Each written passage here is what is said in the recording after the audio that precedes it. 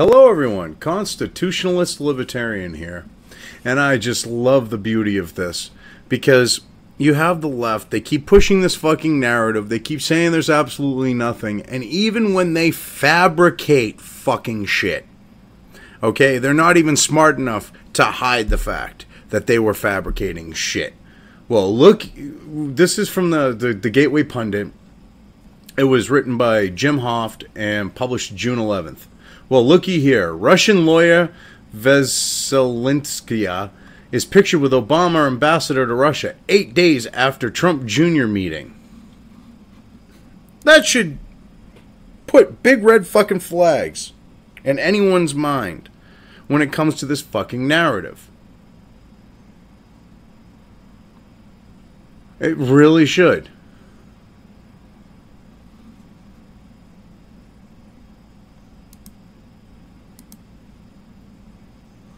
Okay? This is just how fucked up the left is. Oh, nothing to see here. More information leaked out today on Russian attorney Natalia Veselinskaya. Veselinskaya told NBC News on Monday she was not with the Kremlin, as was reported by the New York Times. She confirmed her meeting with Donald Trump Jr. was about Russian adoptions in the U.S. The law firm where she is listed as a managing partner, Camerton Consulting, is based in a Moscow suburb and does not even have a website.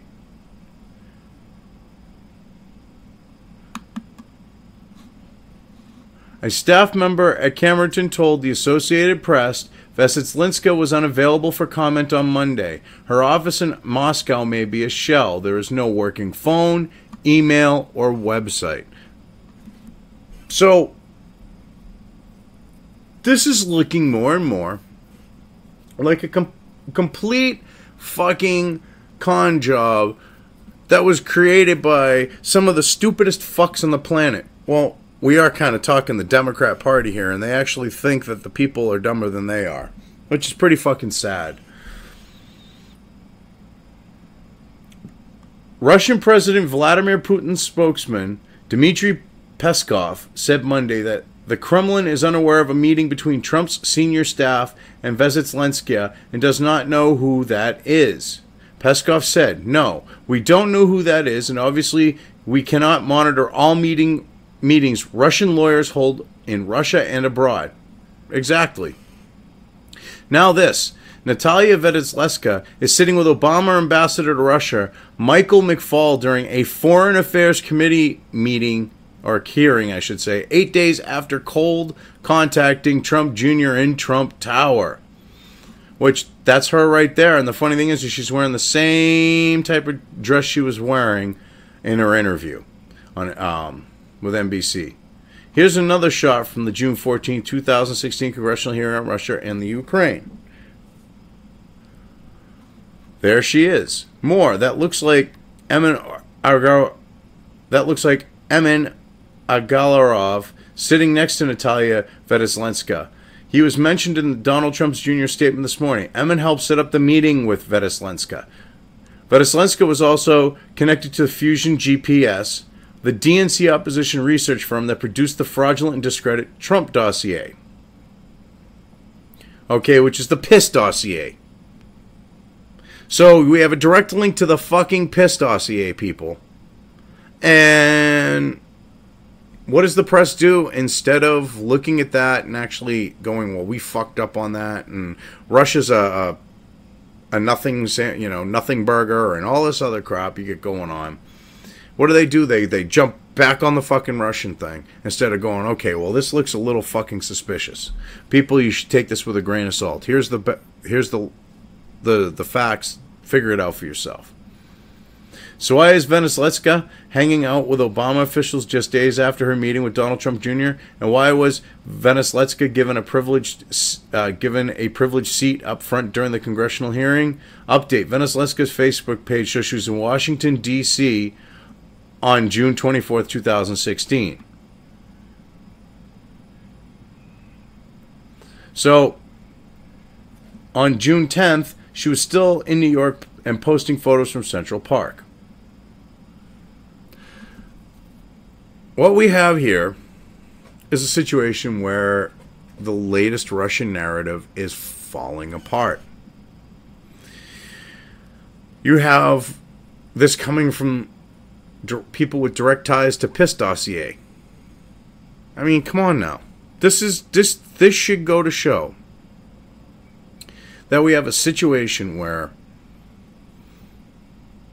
it's complete bullshit. It's fake fucking news. Look who it's coming from. All right? The New York fucking Times. They even said, oh yeah, she's a fucking government official of Russia or some shit. So we have a fucking situation that's nothing. Yet they want to make it like this is the fucking big break they need to prove that there was collusion. There's nothing here, people. Go back to fucking sleep. And what's funny is Russian lawyer who supposed... I love this. This is from the Chicago Tribune. Okay? Russian lawyer who reportedly met with Trump Jr. largely unknown in Russia. That should say a lot. Yuri Martinov, AP. In this photo taken on November 8, 2016, Kremlin-linked lawyer Natalia Venetlenska speaks to journalists in Moscow, Russia. In this photo taken... Yep. The Russian lawyer who has been thrust in the spotlight following reports of her meeting with President Donald Trump's eldest son was largely an unknown figure until she began to represent the son of a Russian official in a major money laundering trial. Natalia Venetlenska's name has not been linked to government officials, the pro-Kremlin political party, or major pro-Kremlin NGOs. The law firm where she is listed as a managing partner, Camerton Consulting, is based in a Moscow suburb and does not even have a website. A staff member at Camerton told the Associated Press Venetlenska was available. Yeah, okay. New York Times story of the weekend cited advisors to the White House saying Donald Trump Jr., Trump's son-in-law Jared Kushner, and then campaign manager Paul Manafort had a meeting in June last year with Venetlenska, who promised damaging information about Democratic nominee Hillary Clinton. Well, actually, she didn't promise it. It was the fuck she was sitting next to with Obama's ambassador to Russia. So, yeah, let's get the facts straight here. Trump Jr. said in a statement on Sunday that he had agreed to the meeting after he was told the lawyer might have information that would be helpful to the Trump campaign. He said she claimed during the discussion to have information that individuals connected to Russia were funding the Democratic National Committee and supporting Clinton. Said it would quickly became clear she had no meaningful information. Well, no, she never claimed during the discussion, really. It was more claimed by the guy sitting next to her that she did. And when he saw that she didn't have the goods, because she said she didn't have the goods, I love how you guys leave out the actual NBC interview into this equation. But when she said she didn't have any goods and he saw it was kind of a bullshit meeting, he bowed out. That should say a lot. Russian President Vladimir Putin's spokesman Dmitry Peskov said Monday that the Kremlin is unaware of a meeting between Trump's senior staff, yep, like we already discussed. Venetlenska does not appear to have handled any major clients in Russia until she got involved in a case defending Denis Katsyev, the son of Vice President of State-owned Russia Railways, who was slapped with money laundering charges in the United States tied to massive tax fraud scheme. So we have your classic criminal, you know, son of a politician type criminal, the type of fraudulent shit that Baby Bush might have done. I mean, because, you know, he did set up a lot of fraudulent oil fucking businesses and live off of other people's money. And they're going to try to link this when the guy runs a railroad to the Kremlin and from there to Putin, and they can't. But you can link the bitch to Obama pretty easily. The case against Katsyev's company, Prevezon was settled in New York in May for some $6 million, 3 days before it was to go on trial. The U.S. Attorney's Office portrayed the settlement as a win for its anti-corruption efforts, while Prevezon insisted that the settlement demonstrated that there was no wrongdoing on its behalf. Well, it's kind of a little both ways. See, we're talking about tax evasion. The IRS, they can pull a number out of their ass and say you owe it. It's your job to prove that you don't. And the thing is you can drag it out so long that they fucking will want to settle it. And that's what he basically did. So who's to really say what exactly we have going on here? So then Trump Jr. issued a statement clarifying his meeting with the Russian lawyer. Investigators had suspected that Cyprus-registered Prevezon bought upscale New York City real estate with some of the proceeds from a $230 million Russian tax fraud scheme brought to light by a Russian lawyer who later died in prison. Sergei Magnitsky, a lawyer for investment advisory Hermitage Capital, accused officials of stealing the money via tax rebates. The official Russian probe into his death in a Moscow prison in 2009 insisted that he suffered a heart attack, but Russia's Presidential Council on Human Rights found that Magnitsky was beaten and denied medical treatment. The United States passed the Magnitsky Act in 2012 that imposed sanctions on 5 Russian officials involved in alleged human rights violations in the Magnitsky case. Vedas Snelitska, who represented Kesef in Russia, in an interview with the Russian Daily Kommersant last year, denied that her client had any connections to the tax fraud scheme. She insisted that the case against Katsev's company was based on an anonymous paper and documents of dubious character that Hermitage Capital's owner, Bill Browder, had shared with American investigators. Okay, so seeing this, it looks like we've actually, had a situation that they've been planning out for a while. It really looks like they have been planning this out for a while. I mean, when you've got that, and you've got Hermitage Capital's owners sharing this information, trying to help them build a case, it says a lot. I mean, they're trying to say that they bought New York real estate with money via tax rebates. Okay, big fucking whoop. I mean, to me, that's no big deal. What they're trying to do is make this a link to Trump Jr. I mean, we'll go back up here a little bit. Like, they're trying to say, well, because this guy settled and this lawyer had a link to it through 600 degrees of separation from Kevin Bacon. Not 6 degrees, but 600 degrees of separation. They're going to prove that there's Russian collusion. Oh, because this Russian was involved in some tax scheme and they could have possibly, bought New York real estate and President Trump was in New York real estate. Oh, it's guilt by association. That's the case that they're laying out here. Okay? And it's really sad that they're that desperate.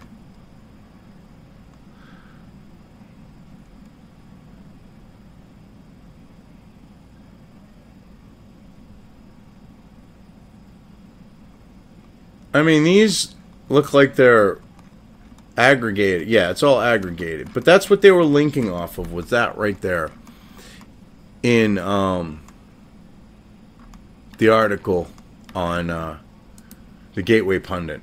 So, I mean, you look at the situation. They're basically trying to set this tone. They're working this bit of fiction. And they figure if they can show because... Trump, we brought up how he's had tax evasion, in the business and all that, so let's push the narrative of tax evasion and using that to buy New York real estate. The Russians then bought the real estate, and they could be in bed with the Trumps because they bought the real estate. When you're making links like that, you are fucking desperate. Yet, for any of us to make a link between the Obama administration and this Russian lawyer bitch, Well, I shouldn't call her a bitch. She's more of a pawn. This lawyer pawn who seems dumb as a fucking stone. She couldn't realize she was being played. I mean, come on now. But yeah, I mean, you get the guy sitting next to her who's got who emailed or direct messaged Trump Jr. on Twitter and has direct links to the piss dossier, which was completely discredited. So we've got another complete nothing burger here. Yet the press, the leftist press, CNN, fake news themselves, MSNBC, fake news too, NBC, CBS, all of them, ABC, they're all going to jump on this bandwagon, and they're going to push this fucking bullshit narrative even further. They're going to beat it even worse than they have, okay? And they're going to find that they're not going to prevail with it. So, I mean, it comes down to the fact of when does sanity kick in?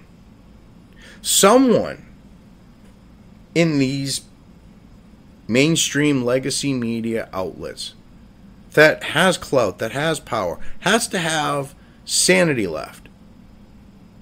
Where are they? Why aren't they saying enough is enough? We're pushing fucking bullshit here. I don't get it. There should be someone finally saying that, because CNN has basically committed network suicide. MSNBC is following suit because they keep browbeating shit that has had people have to come out and admit, yeah, it's complete bullshit. But yet they're still saying it's true. This is going to end up just fading away. I can't wait for that to happen, because it'll be well worth it to see it finally happen. Because when you have this being pushed and you've got the left too stupid to cover their own ass,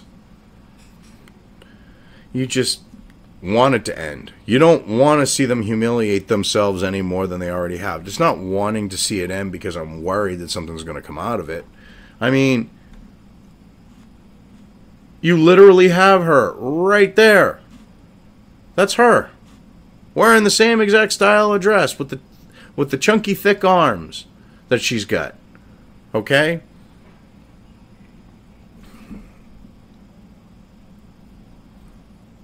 Give it up. Anyways, this is the Constitutionalist Libertarian. If you liked the video, definitely hit the thumbs up. If you want to see more of my content, hit the subscribe, and don't forget to hit the bell for alerts. Thank you all. Have a good one.